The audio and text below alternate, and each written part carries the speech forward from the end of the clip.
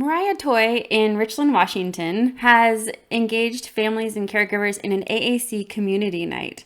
And we had so many questions from folks who wanted to learn how to do it and what it looked like that we thought we'd have a conversation with her.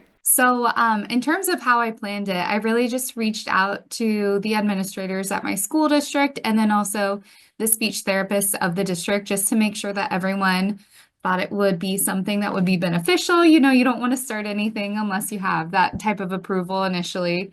And we were able to host it at our administration building in a couple of the boardrooms.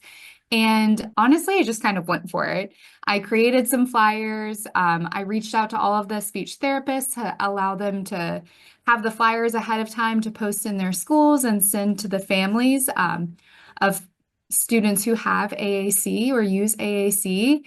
And from there, I collected all of their information. So I collected their names and emails so I could send them out some reminder emails as well. The Communicative. family's emails. Yeah. So I had a big spreadsheet already of all of the AAC users in the district just to Mhm. kind of keep track of their equipment. And so really I just added the parents' information and uh, really went from there just to spread the word. We also had the community-based transition center in our school district, which is an 18 to 21-year-old program that we have. They were kind enough to cater the event. So we had some nice Oh, cookies and coffee and lemonade. And that's a great idea. yeah, so it was nice to kind of get some additional involvement there. And then what did the night look like? So the night starts out with just kind of some socialization, just kind of walk around. So at the event, we also have tables set up. So we had Toby Dynavox and PRC representatives there.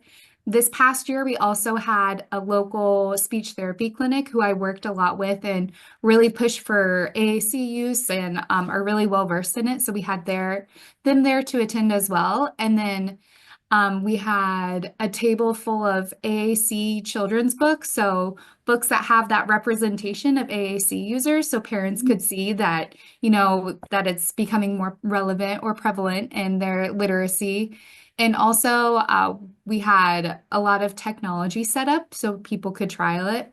We actually have an eye gaze device in the district, so we had a couple students trialing that one, which was really fun to see them work on it. We had switches, iPads, you name it. We had everything out there for them to use and try out. And then in terms of the people who attended, we had quite a few families who attended, but we also had people from other cities that aren't necessarily Tri-Cities, just who had heard about it or work with there was one person who they work with a physical therapist and they just mentioned it to them and they came out just to see what it was all about. And then of course staff speech therapists attend and usually they help me out with the tables and everything to answer questions as well. Is this volunteer time? How does that work?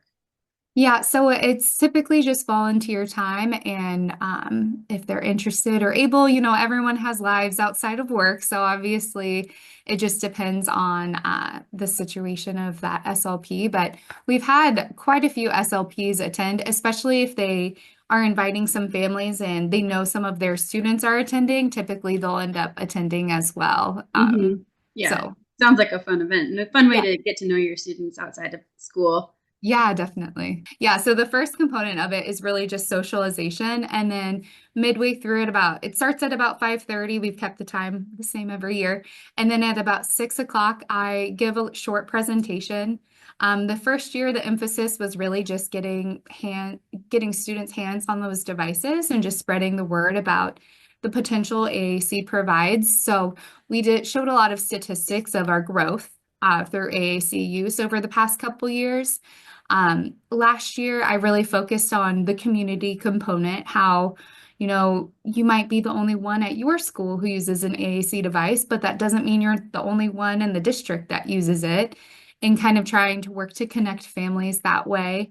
And then this year, the presentation is going to focus on our progress. So we're going to have secondary students come in and show anyone who's there how they use their AAC device and give a couple statements about what they think about using it. And we're also going to show videos of students using them in the community or in their classroom jobs and things of that sort to kind of show not only the high schoolers or secondary parents what their potential could be, but also show those elementary parents what the potential could be because it seems so far off. And I think it's really nice to have that example.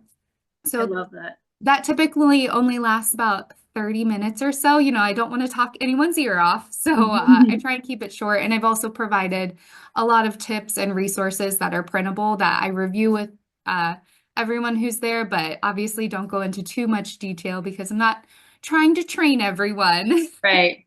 that day. But some of those tips can be really helpful to learn. About how many people do you have coming?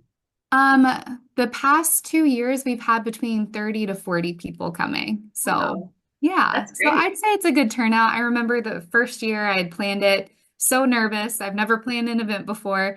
And, I thought to myself, even if just one family comes and we can connect with them, that's all that matters. I mean, I think it'll all be worth it. And we've been really fortunate to continue to expand. And this year, I'm really working to get that information out as early as possible so that hopefully a couple more families are able to attend this year so we can continue to grow it. Have you seen any benefit from it, like within the schools, or is there more parent buy-in or just more understanding? Yeah, I definitely think being able to be just another person to connect with parents and talk about AAC in a very exciting way. I think that they definitely buy in a lot more.